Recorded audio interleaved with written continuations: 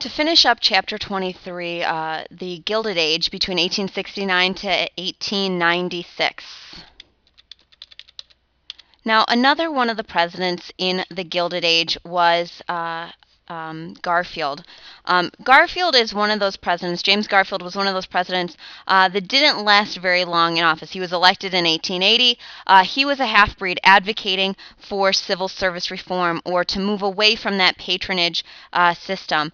His vice presidential running mate was Chester A. Arthur, who had been a stalwart. So it's kind of a balanced ticket from the perspective of you have a half-breed and a stalwart. And much like other elections in the post-Civil War era, Garfield won this election by, quote, waving the bloody shirt once again, reminding people of the horrors of the Civil War. Now, the problem with that Garfield had, he advocated for civil service reform, meaning that only qualified people should be able to work for the federal government and not just willy-nilly give out jobs to any Republican that came along. One day while Garfield was traveling in Washington, D.C., an angry stalwart, and actually he was also certifiably crazy, Charles Guiteau, who had been denied a job working in the federal government, walked up to Garfield and shot him. Garfield lingered for a good 11 weeks until he finally succumbed to his injuries and died in September of 1881. When he shot Garfield, he famously made the statement, "I am a stalwart and now Arthur is president." The purpose here is obvious. That Guiteau, even though he was insane, wanted to get James Garfield out of the way so that a stalwart like Chester A. Arthur could become president and possibly allow for more patronage. At his trial, his defense was that he couldn't tell right from wrong. This is the first insanity plea. It didn't really matter. He was still convicted and hanged for assassinating the president. But once this was all said and done, Chester A. Arthur was so horrified by the fact that the President of the United States has been murdered over something as ridiculous as the patronage system that he started to turn his back on his fellow stalwarts and focus on some civil service reform. In 1883, the Pendleton Act was passed, and this is a very important piece of legislation because it starts to reform the civil service jobs that are available, making it illegal to require federal employees to contribute money to a political campaign. It also established the Civil Service Commission, that all jobs in the federal government would now be based on exams and not who you know. And this is still true today. You have to take the civil service exam in order to get a job in the federal government to ensure that only qualified people are able to work for the federal government. Now, the reality of the Pendleton Act, even though it is obviously focusing on reforming the civil service jobs that are available, and the system to move away from patronage. To some degree, there is obviously still a lot of patronage going on. It pushes politics into bed with big business, because now, if it's now illegal to require government employees to contribute to political campaigns, politicians need to get their money from somewhere, and so politicians start turning more and more to big business in order to get campaign contributions, which obviously has had its own negative effects even into today. Here you see an artist's rendering of the assassination of Garfield by Charles Guiteau. Now, in 1884, finally, after so many years, for the first time since 1856, the Democrats won a presidential election when Grover Cleveland was elected president. 28 years it took for the Democrats to return to power.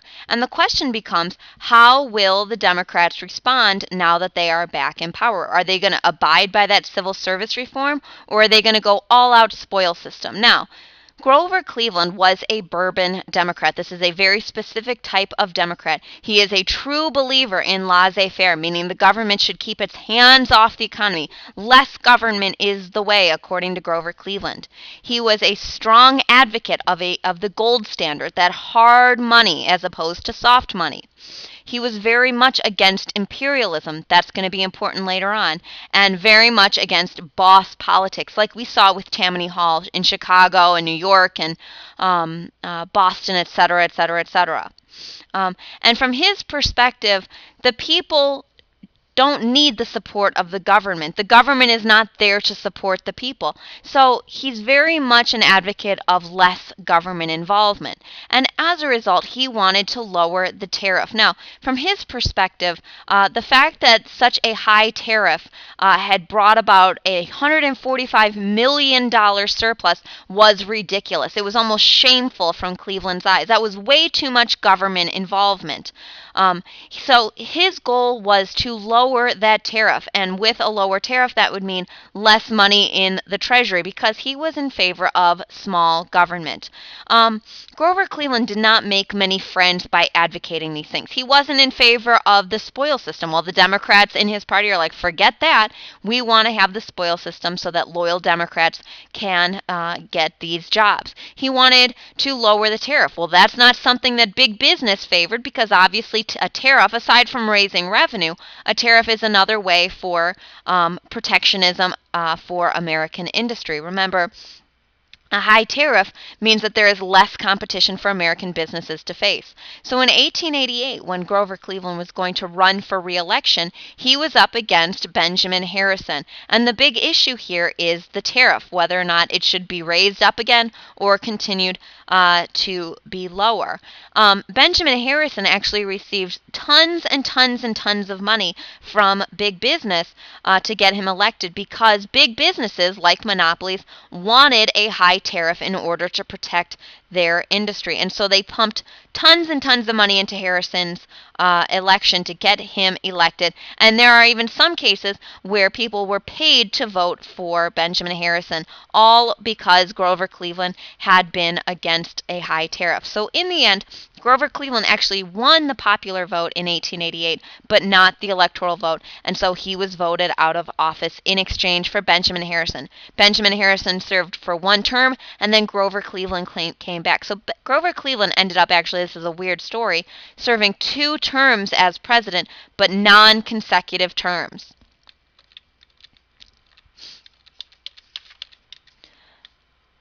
Now, you can't get through the Gilded Age without talking about the Populists. The Populists, which is what they were best known for, their real title are the People's Party, was formed in 1882. Now, this is somewhat of a compilation of those debtor classes, the agrarian movements, the Greenback Labor Party, etc., all come together in the People's Party, or the Populists. And this is exactly what it sounds like.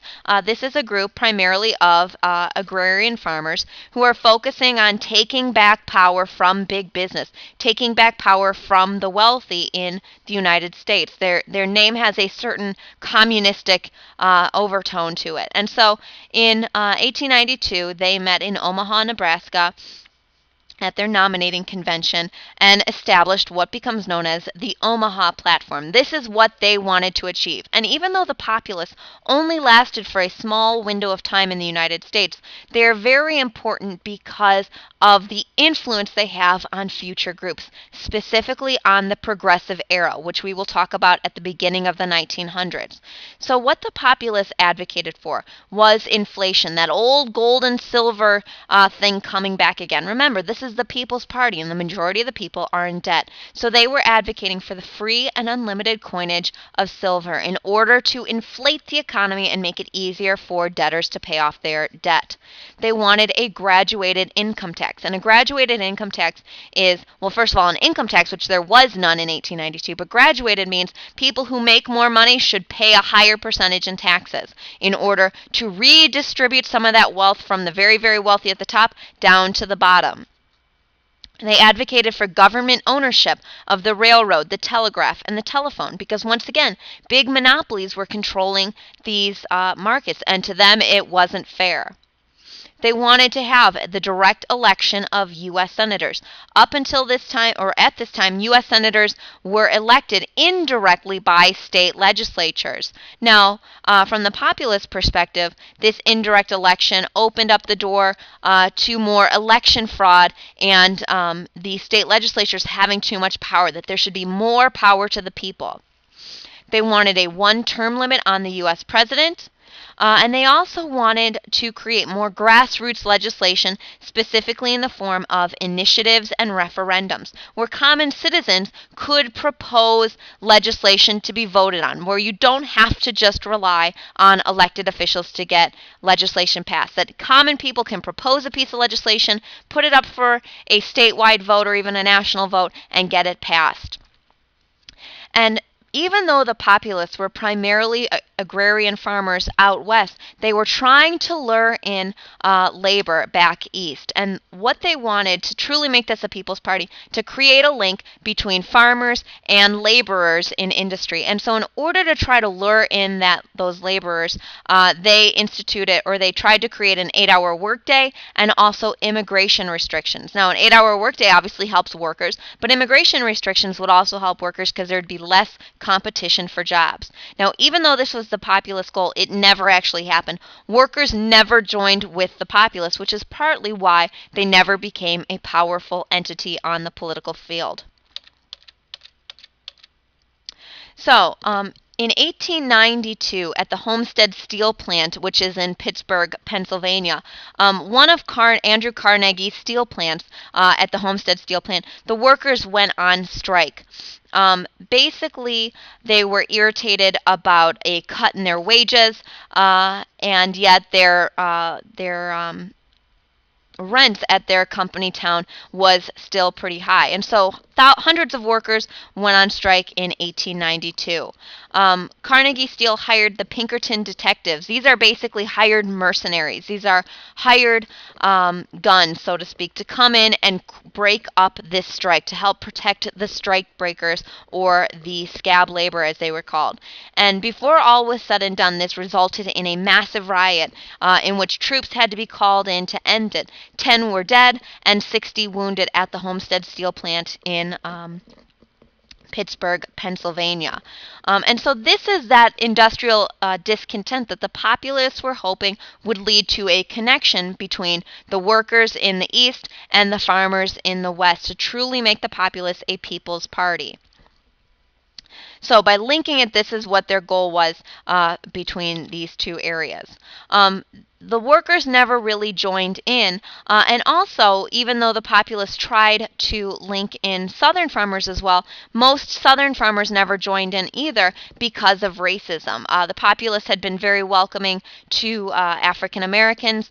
However, the white elite class down south tried to keep the poor whites out of it by saying, well, see, they're welcoming in African Americans. And so for that reason, the populists only really maintained a Western farmer feel to it. Here you see a depiction of that Homestead Strike in 1892. This is only one of several strikes that were going on nationwide. So like I said before, Grover Cleveland was reelected in 1892, the only president to serve 2 non-consecutive terms. But poor Grover Cleveland, once in office, he faced yet another economic downturn, the Panic of 1893. This is the worst economic downturn up until the Great Depression, and it lasted for about 4 years.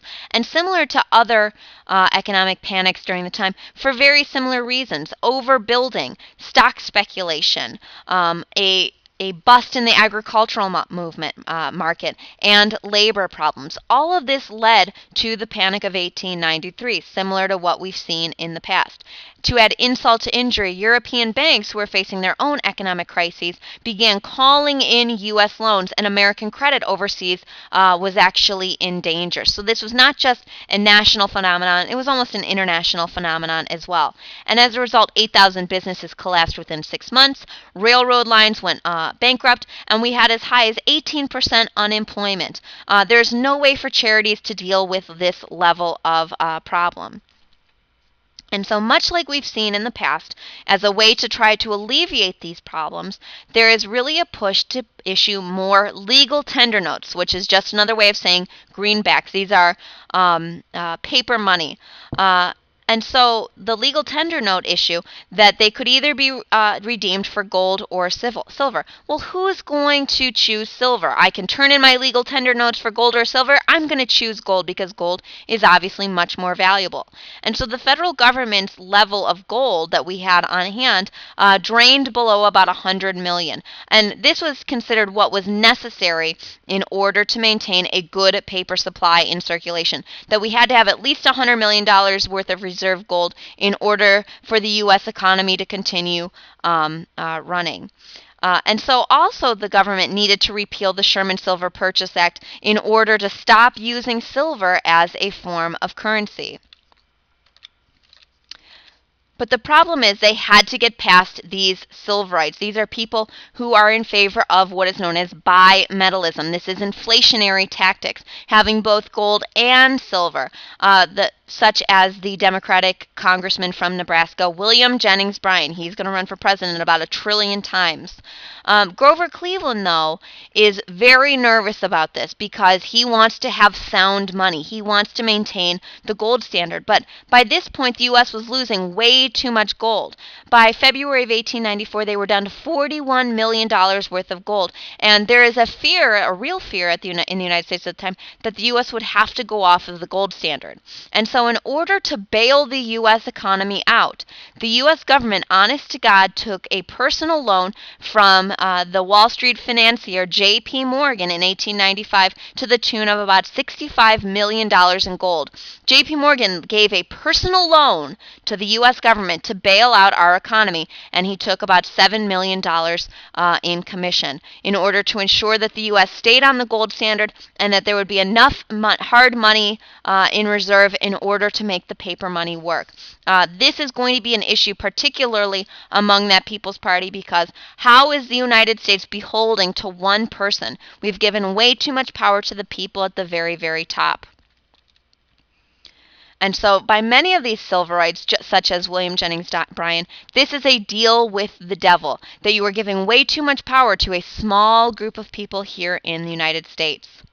And that is Chapter 23, The Gilded Age.